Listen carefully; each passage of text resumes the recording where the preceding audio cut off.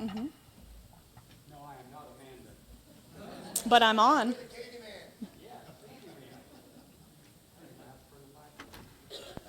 There we go. Does that work? Today I do have the honor of introducing her to you. When I introduce Amanda to you, I'm introducing someone who embodies the kind of radical love, lived grace, and deep-rooted resilience that we celebrate here at the venues. Amanda Schaus is the mother of 5. You can see her family behind me. 3 biological and 2 adopted teens who came into her life during their teenage years. She is a fierce advocate for at-risk youth. She spent over 20 years working with students whose physical, emotional, and behavioral needs are often misunderstood, misjudged, overlooked. Her current role as an emotional disturbance instruction specialist. That's a long business card. Mm-hmm. Mm-hmm. But that enables her to create safe and responsive classrooms for the students who need them most. Amanda is also a doctoral candidate in leadership and innovation, focusing her research on how culturally responsive teaching can create better outcomes for students, not just academically, but emotionally and behaviorally as well.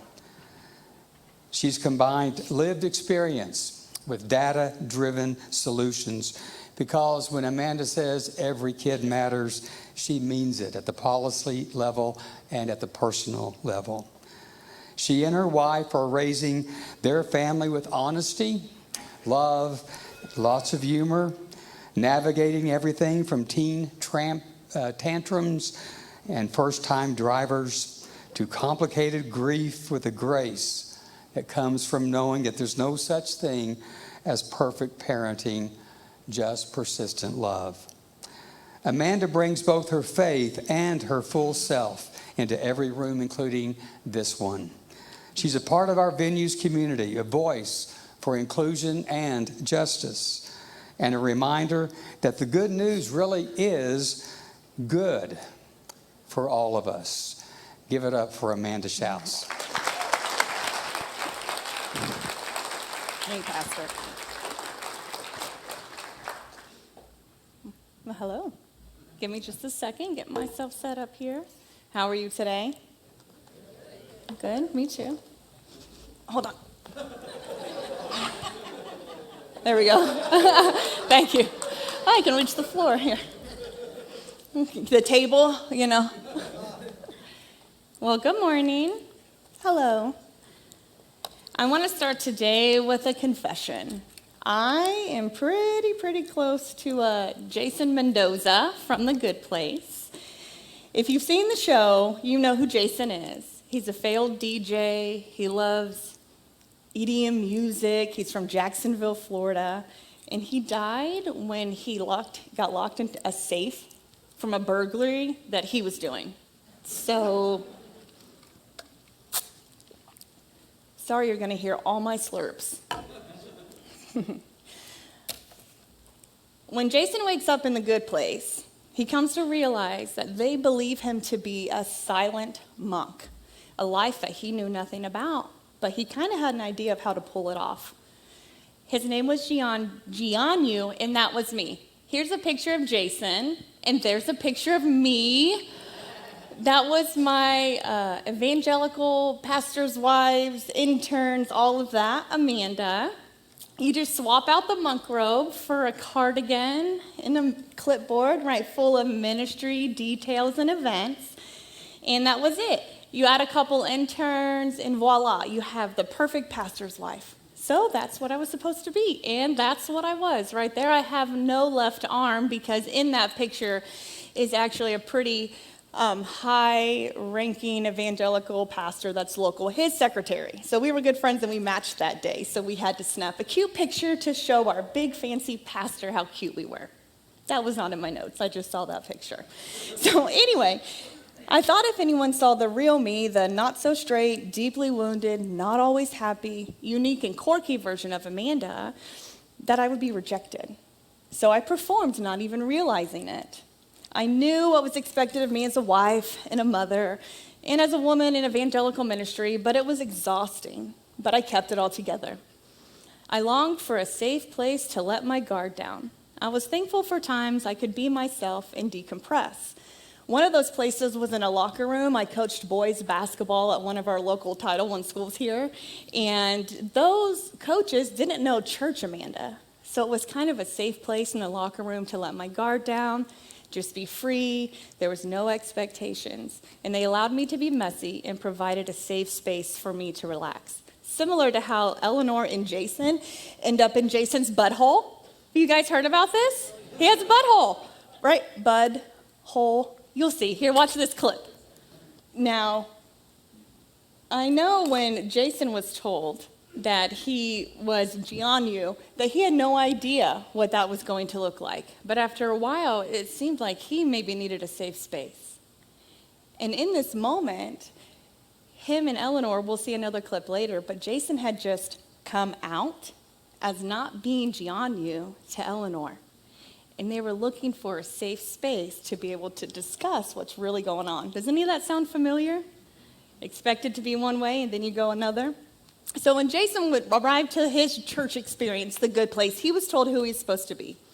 Well, I went to youth group one night before my senior year of high school, and they told me exactly who I was supposed to be. After that, it was easy. I even had a testimony that hit all the marks. I came to church and everything changed. It was a radical salvation, if you will. But I didn't realize how tragic that sentence was until almost 2 decades later when my then, now ex-husband asked me, "Are you happy?" I looked it. You would think it. But I was never prioritized as the one that needed to be happy. Are you happy? I didn't know how to answer because I'd never asked myself. All I could muster up was a half smile and say, it's the joy of the Lord that really matters, right? What does that even look like, though? What is joy of the Lord? I knew I was living the life I spoke about. I was checking all of the boxes, and I was doing literally everything you would expect a good model church girl to do. I think I have all my boxes. Oh, my screen's gone. That's okay. There we go. Look at that. I did everything. But my actions did not always sit comfortably. I knew I didn't fully agree with some of the teachings, but I knew I was keeping my integrity. And I wanted to live my life to the fullest degree of what I believed and within the bounds of what I was told. You should be like this. If you do these things, you'll get these things. But I was more of a whitewashed tomb. I could never reconcile some of the teachings. And so I began to, here's this verse, Matthew 23:27. Woe to you who are like whitewashed tombs, which look beautiful on the outside, but inside are full of bones. Jason pretended to be, I was a whitewashed tomb, polished, clean, and dying on the inside, but unsure why. Everything I was doing, I was convinced was who I was created to be, but I was full of aching bones. Songs that reached the depths of my soul in church were always about dry bones and rivers. Now, I love the water, but that's for a different day. Now, Jason pretended to be something he wasn't because he believed the truth of who he was disqualified him from love and community that he wanted to continue to be a part of. He wanted to stay in the good place. He wanted to be Jianyu if he had to be Jianyu, but he was okay with a couple people knowing who he really was as long as he had that little safe place. He thought goodness was a performance. He thought if people knew he liked EDM, Molotov cocktails, and buttholes, he'd be kicked out. And honestly, that's the lie I believe too. I didn't even know I was queer. I just knew I was different. I never quite fit. I would say things like, I'm just a grown-up tomboy. Sometimes the woman just has to wear the man's pants in the family. Or my favorite, I'll just always be a teenage boy at heart. And I prayed for all the right things. I prayed to feel an attraction in my marriage. I prayed for desires. I prayed to want the life that I had built. I had incredible kids. I love my kids.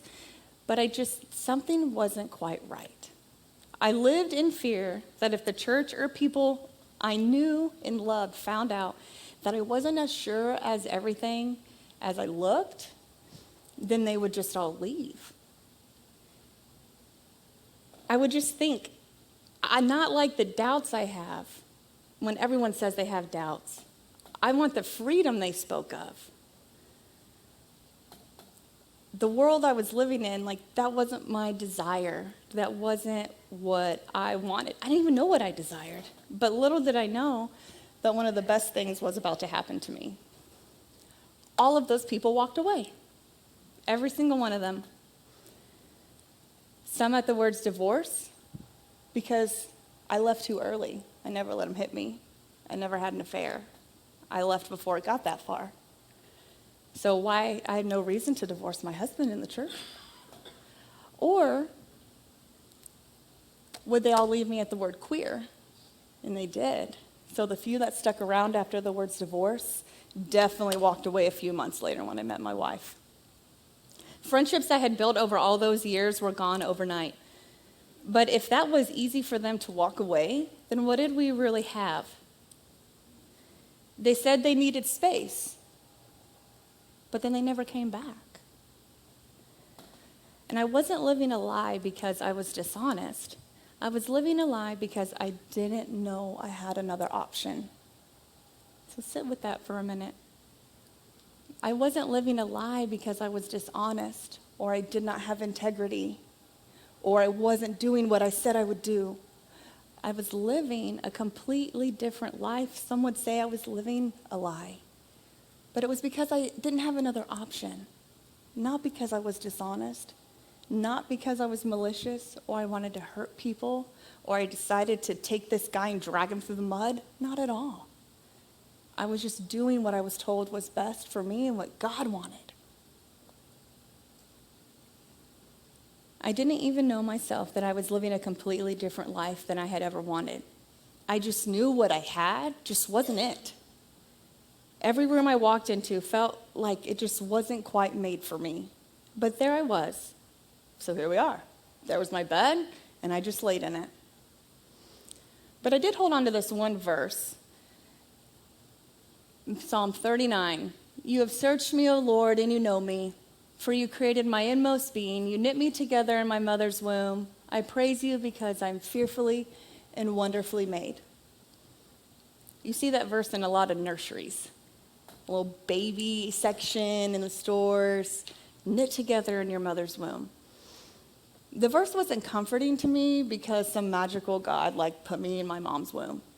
It was comforting because maybe somewhere out there, someone really does care about me. Someone does see me, the real me, and that I don't even know who that is. But maybe somewhere out there, somebody does know who I really am. Growing up as a trauma kid with addicted parents, I was pretty transient. I learned survival skills and street smarts by default. I knew I didn't want to raise my kids in the environment I was raised in, so I went the furthest I could get from it. I didn't even know I was continuing to push down any real wants or desires of my own. I was just trying to survive. And when you live like that, getting wants and desires are a joke. Like you're just thankful you have a place to sleep and your friend let you eat dinner with them. So having wants and desires, that is not something that was for me. Everybody else got those. And looking back now, I was really just looking for safety. I had no idea what real love even was. To some degree, the rules of the evangelical church felt safe. Like if I stayed there in this bubble and I act just like you, no one would ever hurt me, know who I am. And that's exactly what I did. And it started to not be so safe. Growing up, trauma taught me that love will always hurt you, and that if I wanted to be safe, I had to be perfect. So I excelled in school, I took care of my siblings and my parents as needed, I did my best to stay out of the way everywhere I go, and that is one of my best and worst traits, I guess. I'm really good at getting out of the way. If you're doing something and you don't need me, I'm out. I'm not going to bother you. And so I did my best to stay out of the way, and I was watching, and I was building a mold for myself with each piece of, I will never do that, I will never raise my kids like this, I will never do this, I will never do that. And so I was building this mold. And then when I went to church, they said, here's the right perfect mold, and you can fit in it. Basically, here's how to be perfect. Go ahead. But what if you can't fit their mold? Well, those are words that I don't know. The words I can't just aren't in my vocabulary. As a teenager, I became the first call, and I've remained that for many people over the years. I have always been able to figure it out. The Bible stuff was just that, one more thing to figure out. And that's my best trait. I'm going to figure out the Bible, and I'm going to make it better. But what if after a while, the version of you in that mold starts slowly disappearing? Jason thought he didn't deserve the good place. I thought I didn't deserve joy or truth or even love that was only seen in movies. Romance movies and books just made me feel icky. I could not fathom anyone having relationships full of love and grace or partnerships that had equal say and there was no tower over the other, et cetera, and actually just enjoying time with your partner. That was foreign to me. At the time, I would have told you I lived in grace because I slipped a cuss word after over a decade and taking every thought captive. Those of you might know those words there. I took every thought so captive that I didn't think anything bad, probably over a decade. My thoughts were procedural and logistics. Because if I thought something bad about Denise, well, God knows my thoughts. Well, hell, God knows your thoughts, Pastor. He's going to go tell Denise. God's going to tell on me because I thought one bad thing. Maybe I didn't like her shoes. Oh, God, don't let her find out I don't like her shoes. I don't even know what shoes you have on, Denise. I'm sure they're beautiful. I'm sure they're gorgeous and ones I'd never wear.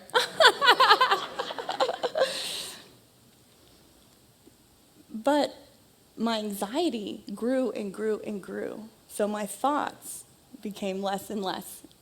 Logistics, procedure, work, school, kids, church, ministry, family, et cetera, But that was how I was able to keep my checklist so neat and tidy. But this verse kept coming up over and over in my 15 years of evangelical ministry. Romans 8:38 says, nothing can separate us from the love of God. It was a verse I could not reconcile, and yet one we'd heard so frequently. Nothing can separate you from the love of God on this hand.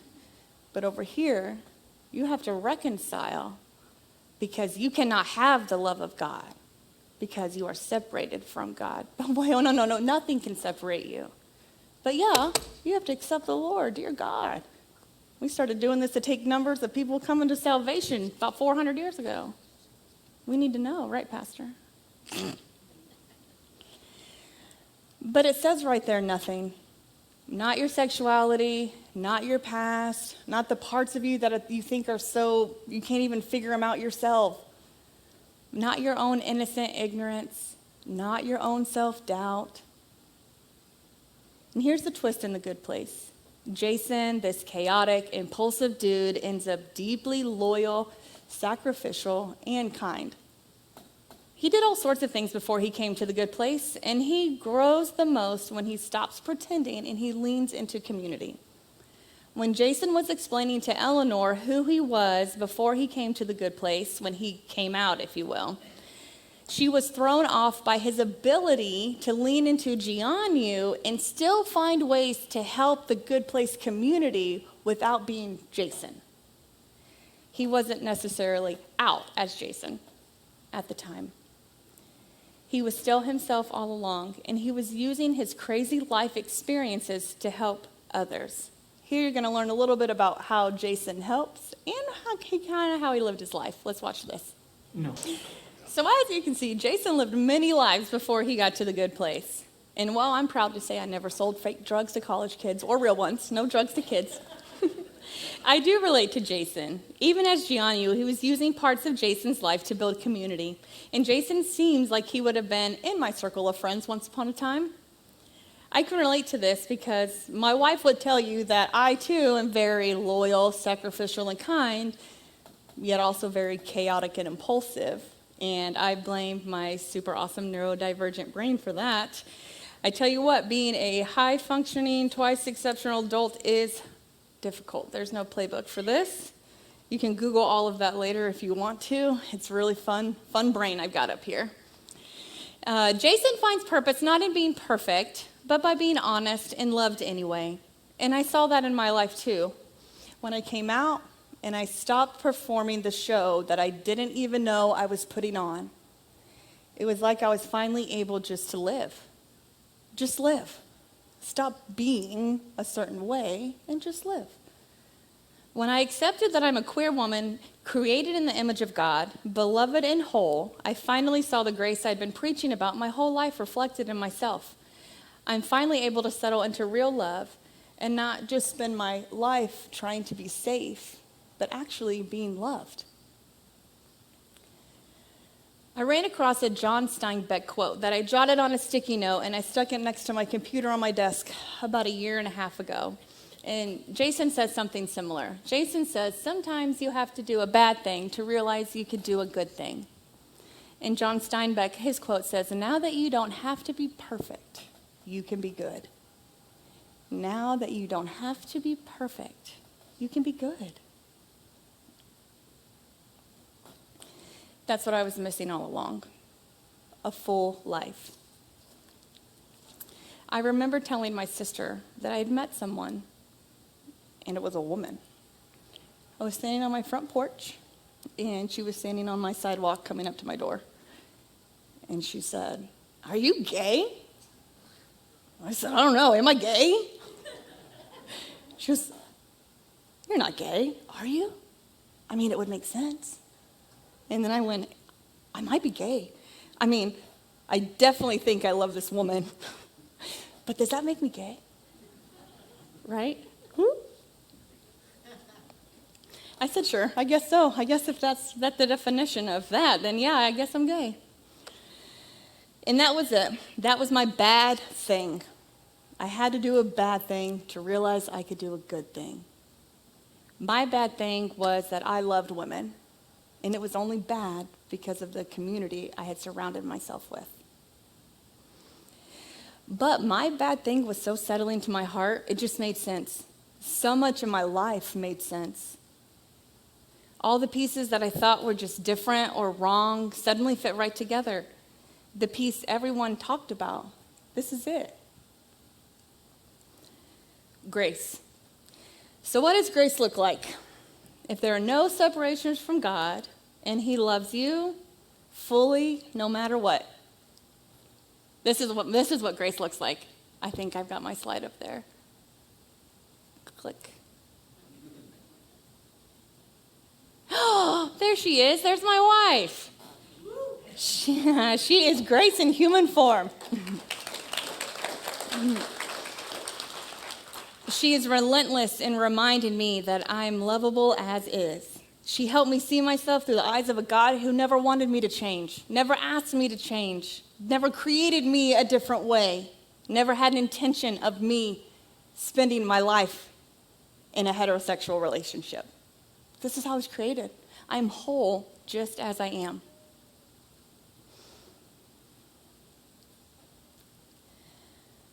She's helped me to start understanding what it meant to have a full life. She helps me overcome and laughs with me. She's also learned to just shake her head when I spill something, or I leave a cabinet door open, or I walk into a room for the 10th time, forgetting what I'm doing, so I walk back to the other room to retrace my steps, hoping I'll think about what I'm doing going back to the room. And she's made my life full. Jesus says in John 10:10, "I came that they may have life and have it to the full." That's what I was missing all along, a full life. Not a clean life, not a tidy life, not a check-the-box life, a full life. Jesus never once told people to change actually anything about themselves. He said, "Come." He touched the untouchables. He broke purity rules. He healed those who had been told they were unworthy and worthless. And the first human that God made was Adam, complete, created in one image, one human, God's full image, complete with all masculine and feminine qualities. We are the ones that have separated them. We have gendered them. Those qualities, we're the ones that label them and judge them. But from the very beginning, God's image held more than one mold.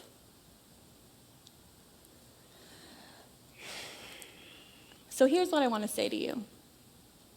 A real community of love is not a performance-based good place. It is a real community of love. It is a grace-based place where you are seen, known, and fully embraced just as you are. Here, today, this is it. This is community. You are safe here. We honor each other and do our best to support and not cause harm to each other. As I tell my students, there's always someone that wants to come in and cause a mess. I just tell them, you take that stink face somewhere else. I was like, we take care of each other here. Well, you don't come in here with that mess. We take care of each other here. And that's what this place has become, a place where we take care of each other. We are a community. We protect each other. We love each other. And we work together as the venues to help the marginalized people in our community. So I want you to think about these questions. Where in your life are you performing instead of living authentically? Where do you walk into a room and you're like, okay, got to do it? Or are you in a place where you can walk in, be relaxed? Maybe it's just in your own space at home. But I sure hope every single one of you have somewhere outside of these four walls where you are safe, where you feel comfortable, where you feel like you can just live and not have to perform. Who do you believe is outside of love? Because I know we say we love everybody, but man, there are some people that I just go, I think maybe the verse God talks about not going to heaven, that's for that guy. Who do we think is outside of love and why? Usually deep down it's just, they're not. I just don't like them. And what would change if you believed there were no exceptions? What would you believe about yourself? Your neighbor, your partner, your kids? Gosh, kids are fun, aren't they? Jason didn't belong in a fake, perfect place. He belonged in a real one, a messy, grace-filled, honest community full of love and support. And so do you. There are no exceptions. Not for you, not for me, and not for Jason Mendoza. And that is why we're glad you joined us here today at the venues. Please feel free. We have a text message. I'm not going to answer any of your questions today. Well, one is 10:59, and I love you. And we have an awesome talent show coming up. But I want you guys to sit with that. One of the biggest things is I was told that I was just living a lie. But I wasn't. I was living what I thought I was supposed to be doing with full integrity to satisfy a God that I had to perform for. So please, there are no exceptions. You are loved just as you are. Just live and be kind.